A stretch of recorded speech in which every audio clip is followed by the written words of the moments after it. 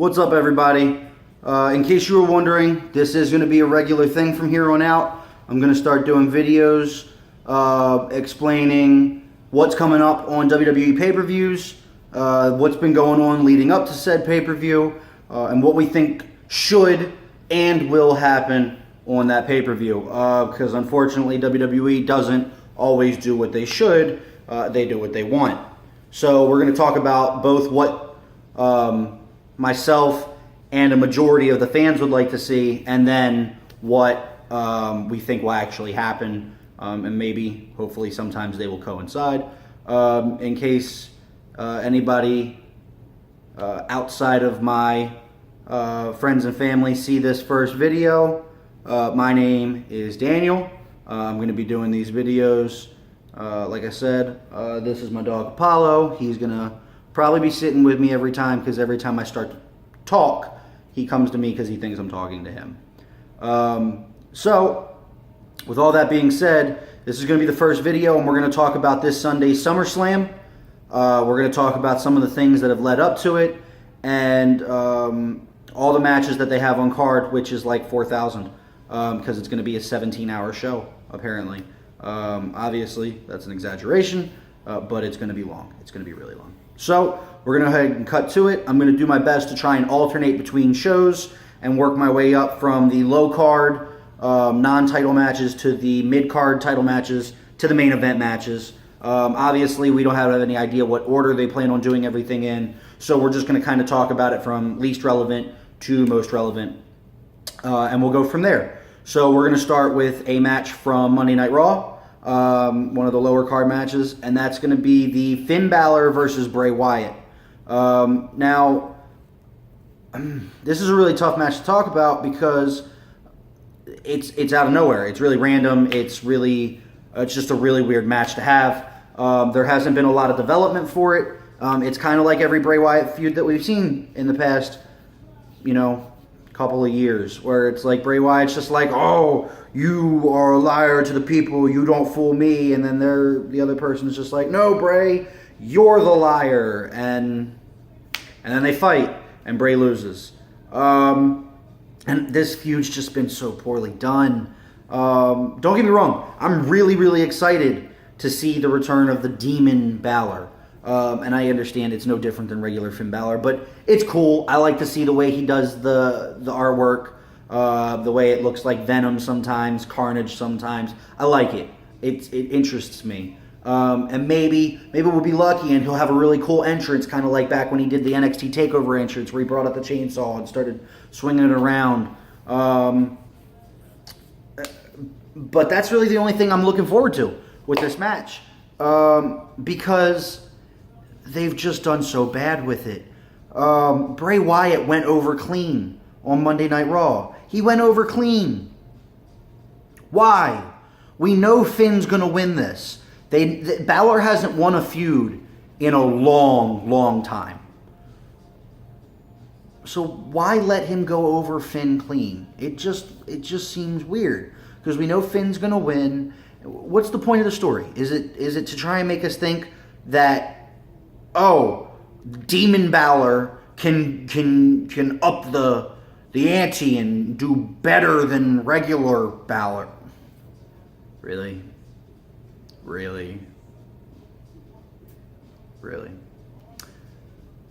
I'll watch that match. It won't be like a bathroom break match, because I think it'll be a good match. I just think that the story leading up to it has been really bad. I think it'll be a good match. Bad story. And Balor will win. Honestly, I wish Bray would. You already put him over once. Just let him win a feud. But it won't happen. I just can't see it. Balor wins. Clean. And let me go ahead and address it. Since everybody has this speculation that maybe the Wyatt family's getting back together. Maybe. But God, I hope not. Oh, I hope not. It would be so bad. I'm tired of breaking up the Wyatt family just to shove them back together. Please, just stop. You've already broken them up twice. Just leave them alone. One breakup and then a get back together. That can be done. We're starting to kind of see it with the Shield, maybe. And I'm perfectly content with it because they only broke up once, and they made it like a really big point that it was a big deal for Dean and Seth to get along, and we'll get to that later. But the Wyatt family's been broken up twice. There's been so much animosity, and when they got back together the first time, there was just ta-da, we're back together. Just please don't put them back together. Leave Rowan and Harper over on SmackDown. Let them be the long run or short run, I don't care, final attackers of the Fashion Police, Breeze and Fandango, Brazongo, whatever you want to call them, and get that crap done with because I'm tired of that on SmackDown too. And we might see something of that. But let them be behind that. Give them something to do. Get them back on television. Put them together. That's fine. I don't care. Stop putting the Wyatt family back together. Bray needs to finally do stuff on his own, and you need to let him. So yeah, Balor wins. Moving on to one of the low cards for SmackDown. And it's crazy to say this because you wouldn't expect John Cena to be on the low card, but a low card match for SmackDown is John Cena versus Baron Corbin. Again, a feud that was really oddly put together. It was really poorly done leading up to it, but that being said, I like what they've done recently. I didn't like the way the feud started with Corbin attacking Nakamura after Nakamura beat Cena for the #1 contendership, and then Cena was just like, "Oh, you're a bad guy beating up a good guy. Let me beat you up." No, but now Corbin actually has a reason to be in this feud. So spoiler alerts for anybody who did not watch this week's SmackDown. Skip ahead a little bit, or turn your volume down and wait until I give a thumbs up, and I'll tell you, and that'll tell you that you can start listening again if you haven't seen SmackDown yet. But that's your spoiler alert. So in 3, 2, 1. All right. So for everybody still listening, John Cena cost Baron Corbin his Money in the Bank contract. Baron Corbin cashed in after Cena and Mahal's match. Not even after, because it was still going on when Corbin attacked. And he cashed in. And the bell rang, and then Cena distracted him, and Mahal rolled him up. And he won. All right. So you wasted another Money in the Bank. Kind of like you did to Cena way back in, 2012? When you had him win by DQ. This is dumb. This is dumb. Why did you give Corbin the briefcase? There were so many talented athletes in that Money in the Bank match. You had people who have never held the world title, like Corbin, Nakamura, who is getting his match tonight, on Sunday. Sami Zayn was in that match. Sami Zayn is the most over person on SmackDown right now. Everybody wants him to get to the top. And I know you guys are probably doing the long run like you did with Daniel Bryan, and fine. You could have given it to AJ. Somebody who's proven he can handle being on top. Kevin Owens, another person. And you can't say, oh, well, he was the U.S. champion at the time, because The Miz, back when The Miz won Money in the Bank, he was the United States champion when he won Money in the Bank. And then they took the U.S. title off of him and let him cash in. It's not that hard. We've had champions hold the briefcase. We've had it happen. I'm pretty sure Van Dam was Intercontinental Champion when he was Money in the Bank back after WrestleMania 22. I might be wrong, but I'm pretty sure he was for a brief stint there. I'm pretty sure he even to win the Intercontinental title, he put his briefcase on the line. It was like a briefcase versus title match. Like, there's so many angles you could have done. If AJ had won, do a briefcase versus title match because he was in that feud with Owens or whatever. But no, we give it to Baron Corbin, and then Baron Corbin loses his cash in. Clean. But at least Corbin has a reason to go after Cena. Is it going to matter? No. Cena's going to win. Cena's going to go to Raw. Cena's going to do some stuff on Raw. It's dumb. It's so bad.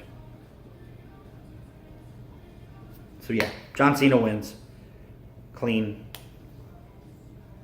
Should he? No. They should put Corbin over, but they won't.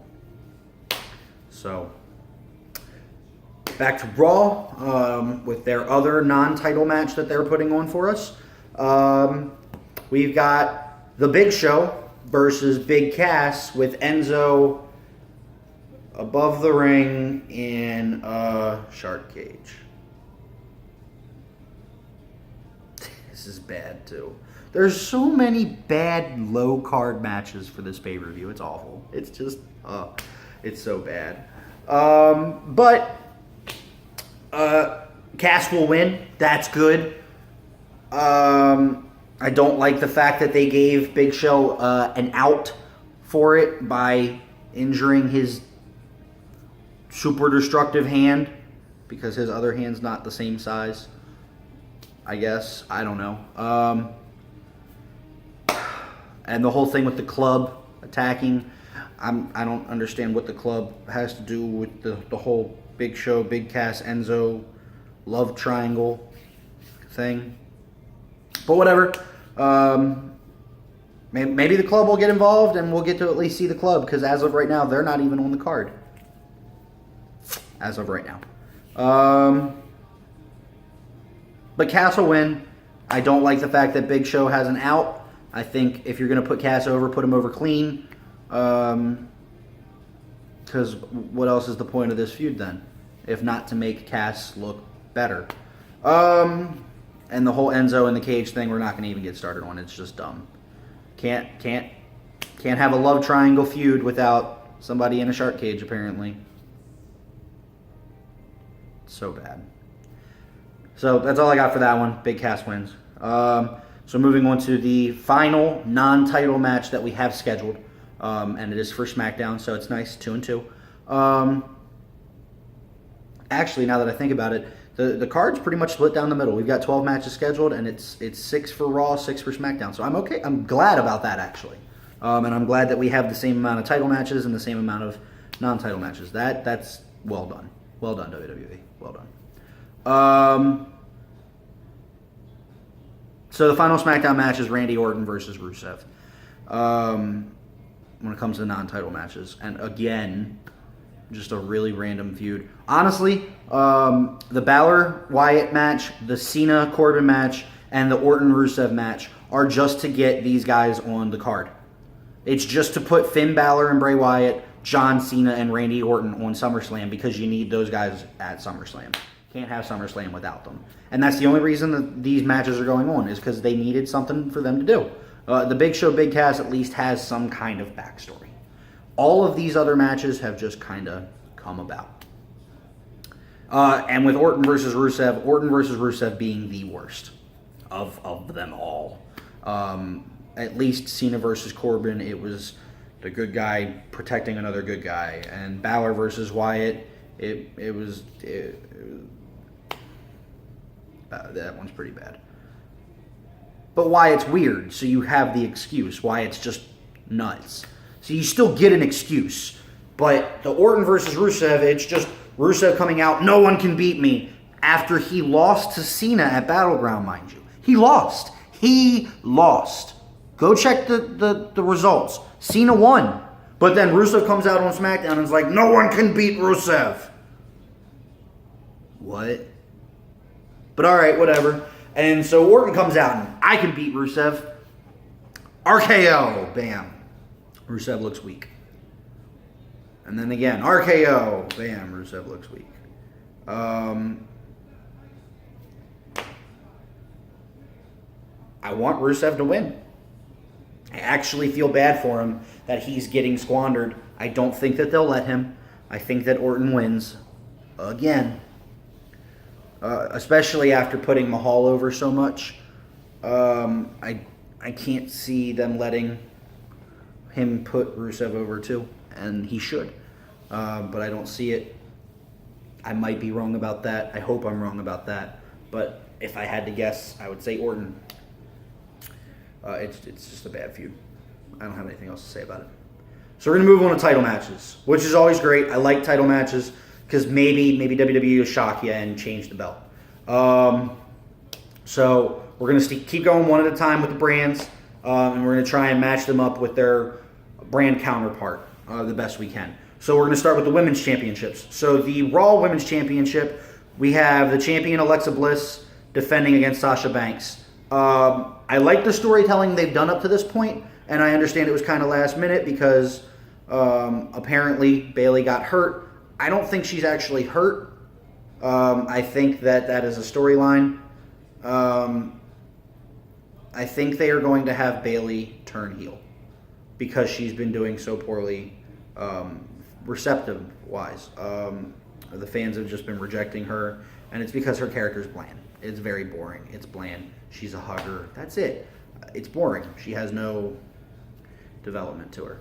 And turning her heel against Banks would throw off a lot of fans because a lot of fans thought that Banks was going to be the one to turn on her because Banks has had heel tendencies before.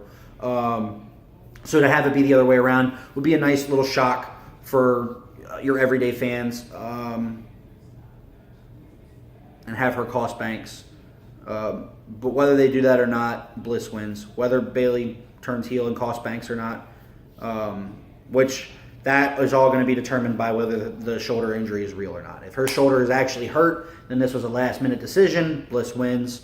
If the shoulder injury is not real, it is a long-standing storytelling method to turn Bayley heel and attack Banks and be like, well, I got hurt because you weren't there to help me.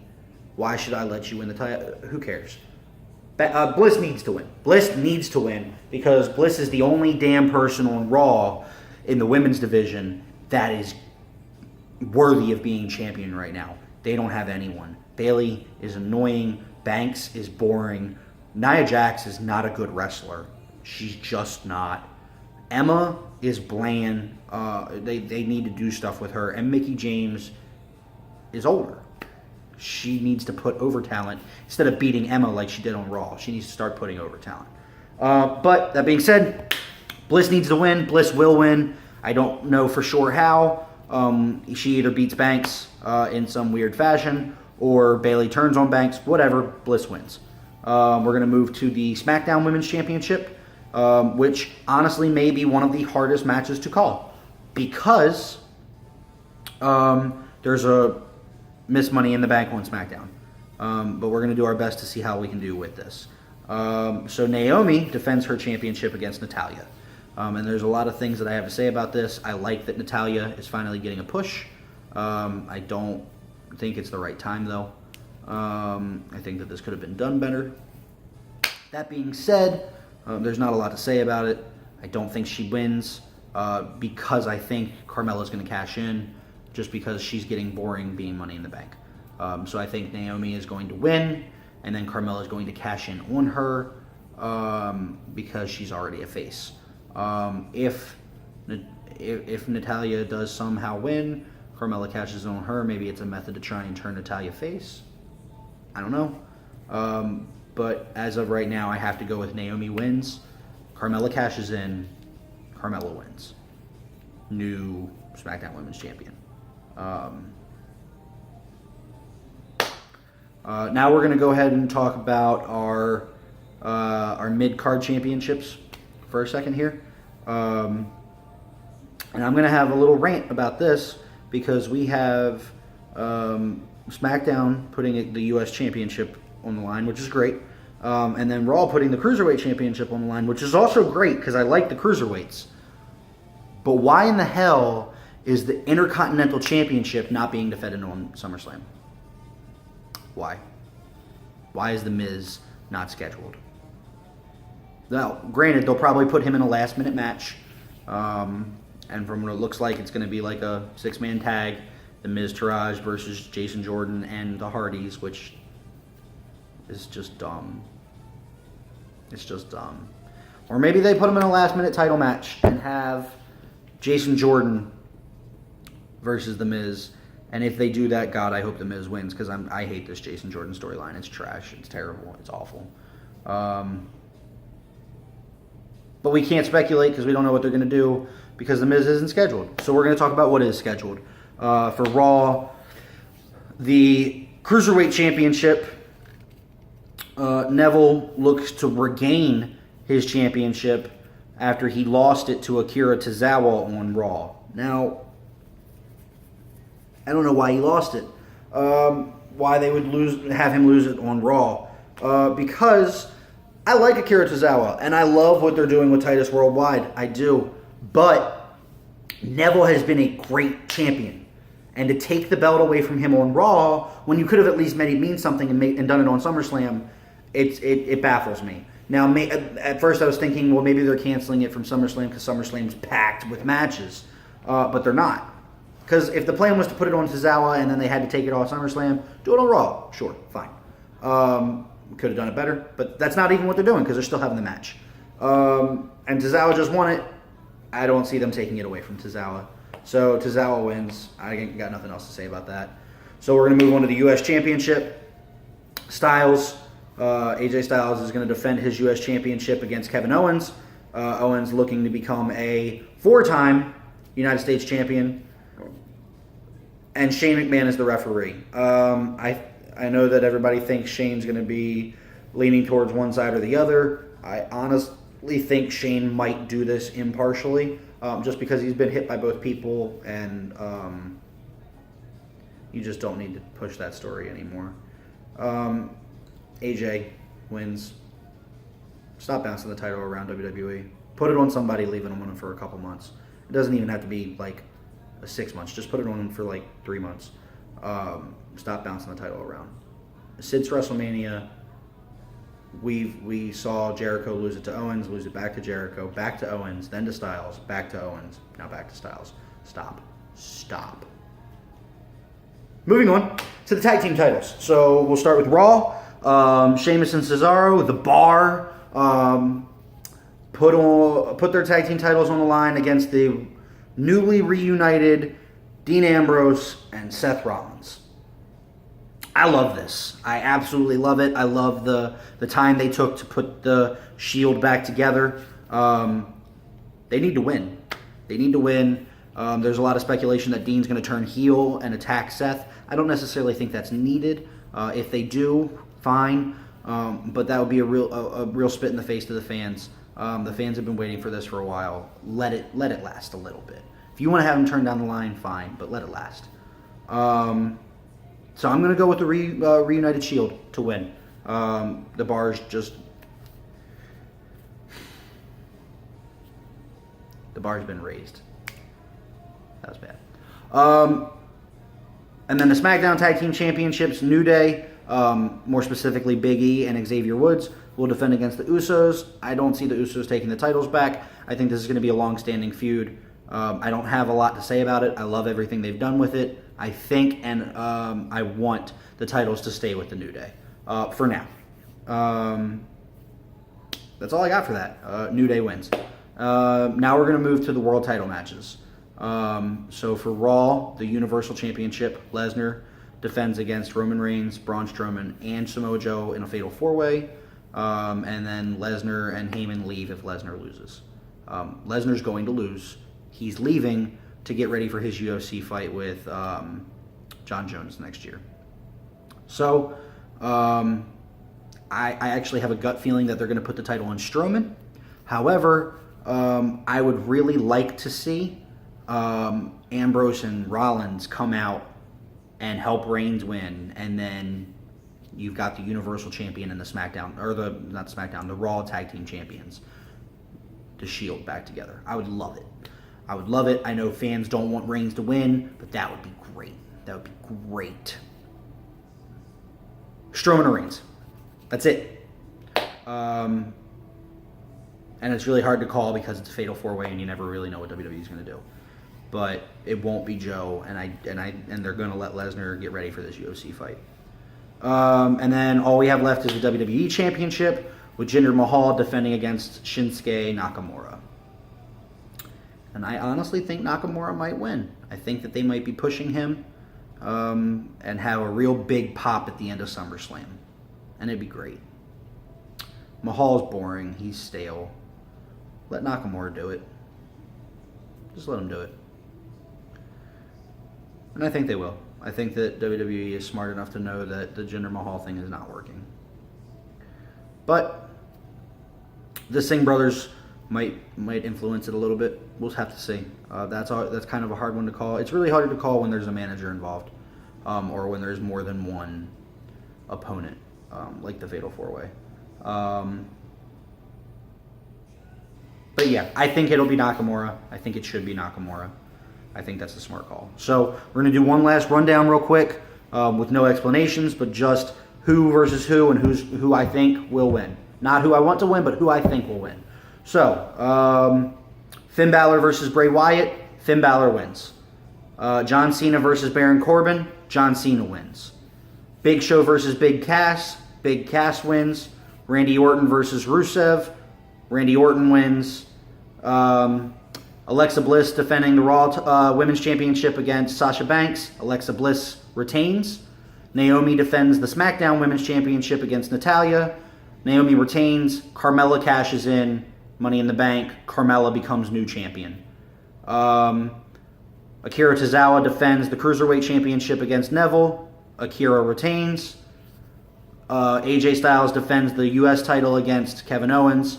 AJ Styles retains. The Bar defends the Raw Tag Team titles against The Shield. The Shield becomes the new Raw Tag Team champions. The New Day defends the SmackDown Tag Team titles against the Usos. And the New Day retains. Lesnar defends in the Fatal 4-Way. Strowman or Reigns, one of them has to win. And then Mahal defends the WWE title against Nakamura. And they end the night with Nakamura becoming champion. Alright, so let me know what you think in the comments. Let me know if you agree or you disagree. And let me know what you're thinking they should do at SummerSlam.